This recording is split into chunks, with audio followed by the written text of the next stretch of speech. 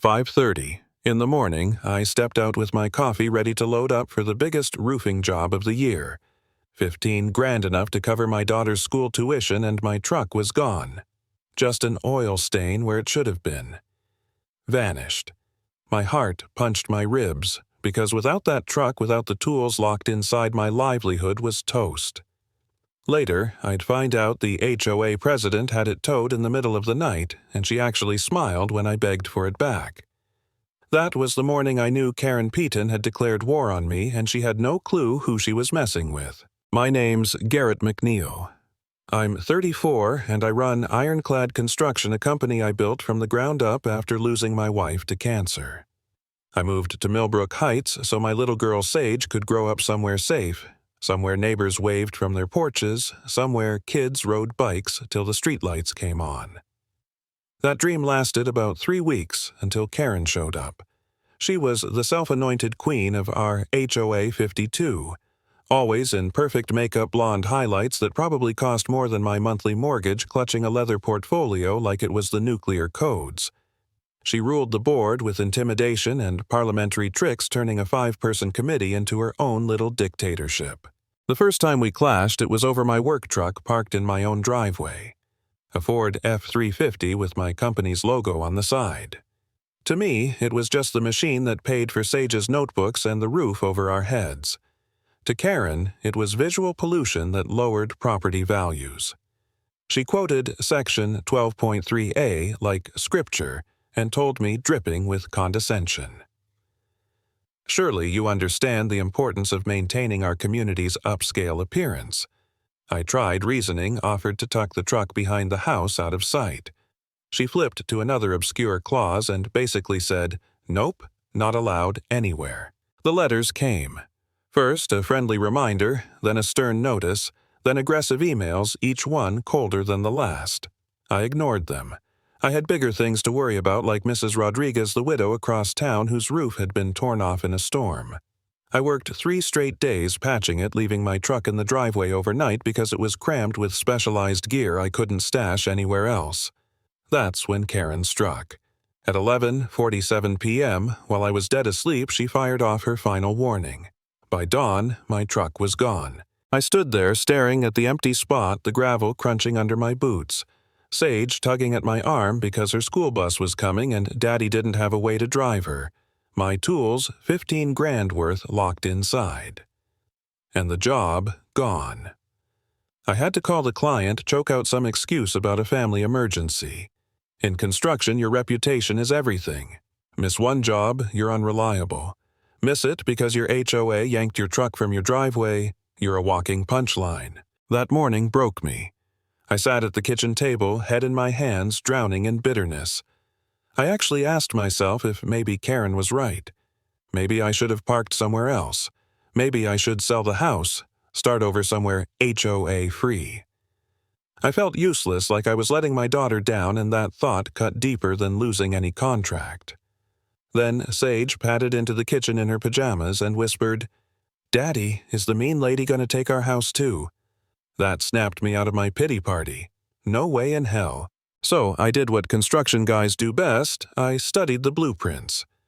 Only this time the blueprints were 37 pages of HOA bylaws. I tore through them with highlighters, sticky notes, late-night coffee. What I found made my jaw clench. Selective enforcement everywhere. Rodriguez's son parked his van for months, no problem. Jake Morrison, the plumber on Oak Street. 2 years of overnight vehicles, no citations. Board member's rusty boat trailer from the Clinton era. Totally fine. But me, 3 warnings. Then a tow at dawn. I brought the evidence to Rex Hartman, a lawyer buddy who once drew up contracts for me on napkins. He flipped through my photos and muttered, "This isn't just unfair, Garrett. This is discrimination with a paper trail." He introduced me to a little phrase called Uniform Enforcement Principle. Basically, HOAs can't cherry-pick who to punish. If they enforce a rule, they enforce it for everyone or they lose the right altogether. Karen caught wind of my complaint and doubled down. She pushed through an emergency amendment banning any vehicle over 10,000 pounds. My truck weighed 11,200. The wording was so precise she might as well have typed in my VIN number. But then, driving home from a job site, I saw something that made me slam the brakes. A giant plumbing van, easily 12,000 pounds, pulling into Karen's driveway. Her husband's company logo plastered on both sides. The hypocrisy was breathtaking. She was drafting laws to destroy my business while her own family violated them daily. That night, I dug deeper. Deeds, filings, and corporation papers. I went through them like a man possessed. At 11:47 p.m., the exact time Karen had signed my truck's death warrant, I found the bombshell. The parking lot that funded all their towing operations, HOA, didn't own it. Brookstone Development still did, which meant every tow fee, every citation tied to that lot for the past 25 years was potentially theft. When I showed Rex, he nearly spit his coffee. "Garrett, this isn't HOA squabbling anymore. This is felony territory." The more we dug, the uglier it got. Tom Webb, husband of one board member, slipped me a manila envelope shaking like it weighed 1,000 pounds. Inside, 2 sets of HOA books. One official neat for the state. One handwritten messy showing 3 years of fraud.